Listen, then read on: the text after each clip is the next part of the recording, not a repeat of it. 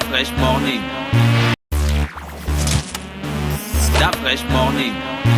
Pépé est avec nous. Pépé, bonjour. Bonjour Da Fresh. Comment tu vas ce matin? Hakuna Matata. D'accord, voilà. C'est ton nouveau truc, hein. Ton nouveau design. Ah, ouais, il faut prendre la vie du bon côté. On parle de sport ce matin. Oui, on parle de sport ce matin, et puis on va parler des championnats en Europe qui sont se terminés, qui sont s'achever. Et les Gabonais, on commence à faire les bilans. Donc, il y a certains qui connaissent déjà un peu leur sort. Il y a d'autres qui attendent encore les dernières journées. Donc, comme ça, on a par exemple Boupenza, en championnat turc, il est sorti meilleur buteur. Aaron Boupenza. Oui, Aaron Boupenza, avec 22 buts. Et donc, son club a été classé 6e du championnat. C'est un club qui revenait de D2. Et on peut dire qu'il a été vraiment l'une de... Là, Aaron Boupenza joue en D2. Non, son club était avant cette année. Il revenait de D2. Donc lui, il jouait dans le club. Il a commencé à Non, jouer il a dans commencé le club cette année. Ah, le club était déjà en D1. Donc pour un club qui revient de D2, ils arrivent à la 6e place, grâce à Aaron Boupenza. Oui, et c'est 22 buts. On peut dire qu'il a, à un moment donné, véritablement porté l'équipe. Donc c'est vraiment une bonne nouvelle pour ce joueur. On espère maintenant que l'année prochaine, il va franchir encore un cap. Que les ambitions aussi seront revues à la hausse. Parce que un club qui revient de D2 ou bien un club qui joue le milieu du tableau, c'est pas pareil comme le club qui joue l'Europe, c'est-à-dire qui veut être champion ou vice-champion. S'il veut rester en Turquie, il y a le Galatasaray qui va souvent en Champions League. Qui va très souvent en Champions League, qui s'intéresse un peu à lui. Il y a Fenerbahçe également, toujours en Turquie. Ensuite, il y a le reste de l'Europe. Parce qu'on a lu quelques petits... il avait été libéré par Bordeaux pour plusieurs raisons. Et puis, pour absentéisme notoire. Il faut le dire. Voilà, donc il y a beaucoup de problèmes de discipline. Et lui-même, il avait fait un petit mea culpa. Il a dit qu'il a compris et que cette année, il a un certain... Comment on appelle ça ? Il y a eu une certaine prise de conscience et que beaucoup d'erreurs qu'il faisait par le passé, il ne va plus les reproduire. Donc tu vois qu'il a quand même, il a 24 ans. C'est à l'âge où on prend en football, c'est vraiment un âge où on peut parler d'âge mûr. Donc à lui de faire en sorte que ce qu'il a fait lors de cette saison, ça soit le début ou bien le prolongement de quelque chose de grand. Donc il y a cette grosse nouvelle-là. On a aussi un autre Aaron du côté de la Turquie toujours. À Pinangoy. Voilà. Malheureusement, à Pinangoy, lui, cette année, il a eu beaucoup de blessures. Ça a freiné un peu sa progression. On voyait déjà en lui un joueur qui ne va pas forcément finir ses années de contrat, qui va peut-être partir l'année prochaine dans un club beaucoup plus huppé, parce qu'il faisait partie en début de saison des meilleurs défenseurs de la Super League. Et malheureusement, comme je le disais, les blessures ont fait en sorte qu'il ne soit pas à ce niveau. Malgré ça, son club est sorti quand même 5e et lui, il a participé amplement à ce positionnement. Ils ont joué également l'Europa League en début et lui aussi, il a jouer. C'est vraiment les blessures et on espère que l'année prochaine, il n'y aura plus ces blessures-là. Kanga Gelor avec l'Étoile Rouge de Belgrade en Serbie.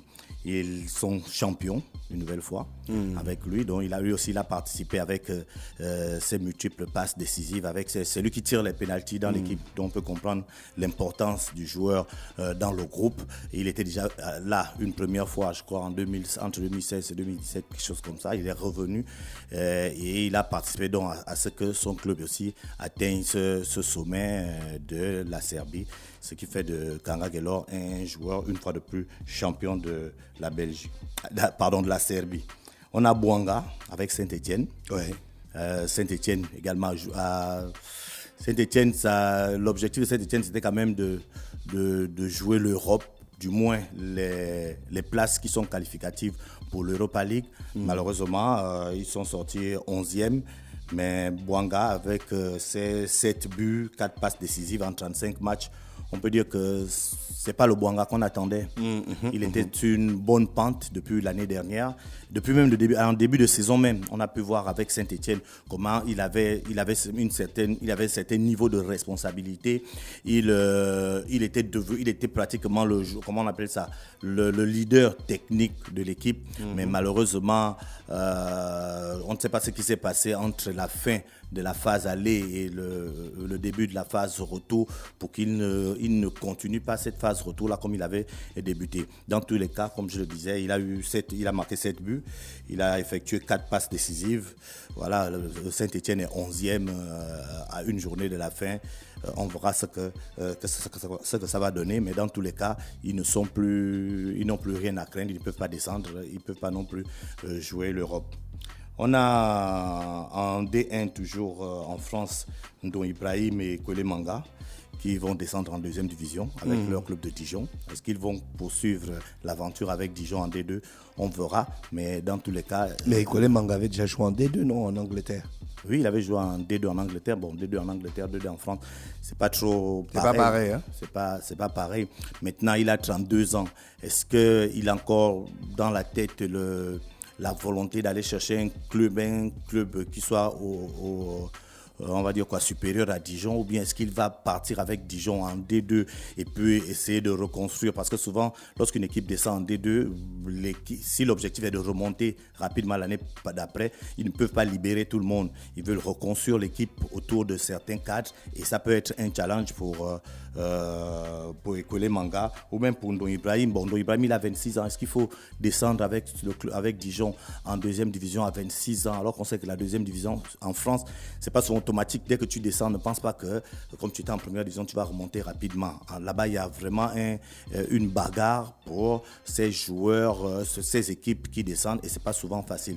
Donc, ça peut être un risque pour un joueur comme Ndong Ibrahim de descendre avec le club de peur d'aller disparaître entre griffes au fin fond de la D2. Mais dans tous les cas, on verra d'ici le mercato ce qu'il adviendra de ces deux joueurs. On a Jim Alewina. Lui aussi, c'est une très bonne nouvelle. Avec son club de Clermont, il monte en première division. Ce garçon, moi je l'apprécie, il a une telle volonté. On l'a pris, il a joué en équipe nationale alors qu'il jouait un championnat amateur. Bon, amateur, un championnat amateur, National 2, il jouait un championnat amateur.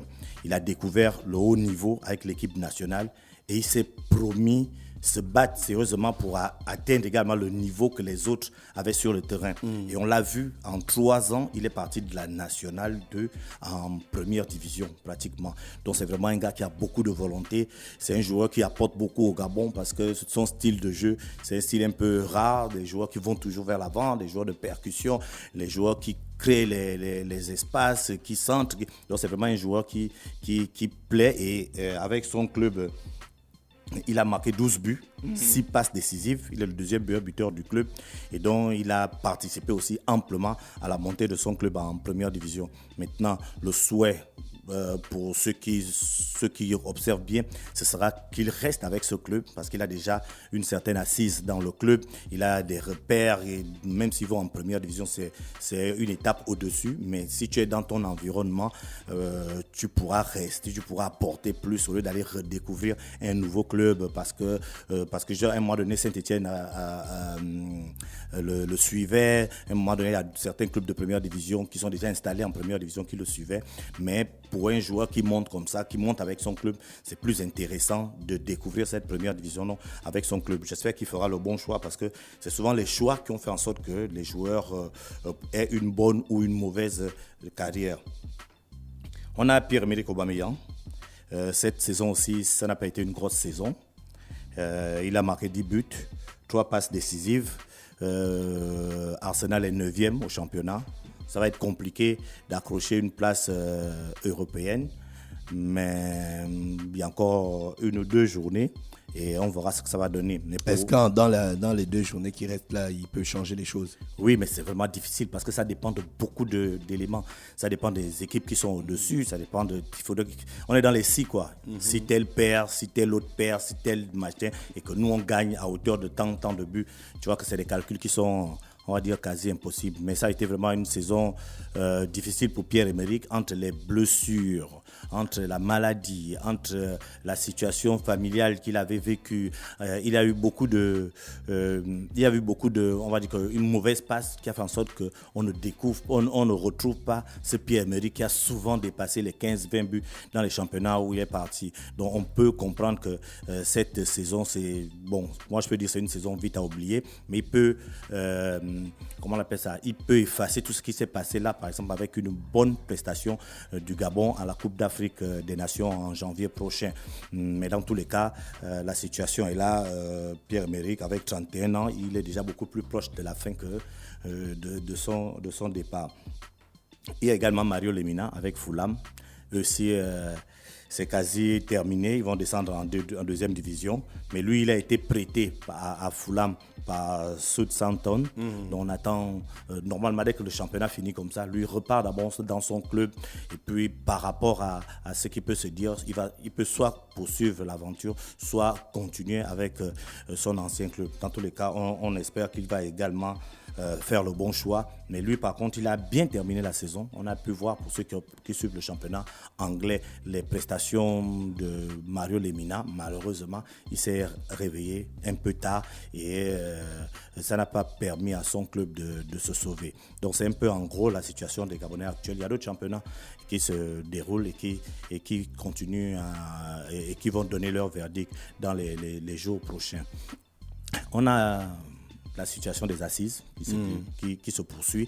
Les sous-commissions sont en travaux et le week-end dernier, par exemple, ils ont commencé à donner les résultats au niveau de la commission principale et ça va être étudié pour que le 22 prochain, on ait réellement une lisibilité au niveau de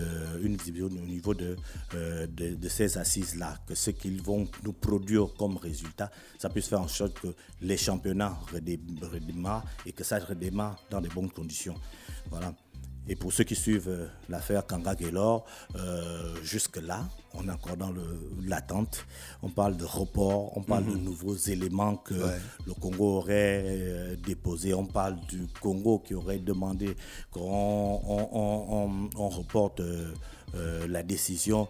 On parle de la CAF qui demande. Donc, à un moment donné, on est même plus dans comment on appelle ça, un combat sur les plateformes comment on appelle ça, numériques, sur les réseaux sociaux, entre les médias congolais, les médias gabonais, entre la CAF qui ne communique pas vraiment beaucoup dessus. On est vraiment dans cette attente, mais plus les mois passent, plus on se demande réellement ce qui va en être. Bon, comme on disait la dernière fois, la partie gabonaise, elle est toujours sereine, puisque les éléments que le Congo aurait apportés sont des éléments, c'est pas les éléments que la CAF demande. La CAF demande le passeport, la CAF demande l'acte de naissance. Mais de ce qu'on a appris, il s'agirait maintenant aujourd'hui de la carte d'électeur de Kanga Gaylor. Il s'agirait aujourd'hui des mouvements, des mouvements d'entrée et de sortie de Kanga Gaylor au niveau du Congo. Je ne sais pas ce que ça peut justifier, mais ce sont ces éléments que, par rapport aux informations qu'on a, que le Congo aurait déposé pour étoffer son dossier. Dans tous les cas, on attend. La Coupe d'Afrique des Nations, c'est en janvier prochain. Et les mois passent vite. Il y a beaucoup de choses qui peuvent se passer entre-temps. Merci, Pépé. Oui, Gina. Pendant qu'on y est, la CAF ne demande pas des examens médicaux, genre vérification de l'ADN, ce genre de choses, non? Non? Ils n'ont pas encore demandé ça? Non, pour faire quoi? Parce qu'ils fatiguent maintenant. Tous les jours, ils reportent. On n'a qu'à faire maintenant des examens médicaux, vérification de l'ADN. On va les chercher. On peut retrouver l'ADN. Oui. Mais comment les Américains arrivent à déterminer leur origine quand ils sont bengas et ce genre de choses? D'accord. Merci, bébé, qui est avec nous ce matin sur les 104.5 Urban FM, la station urbaine. Pépé, on se retrouve mercredi. Stop Fresh Morning.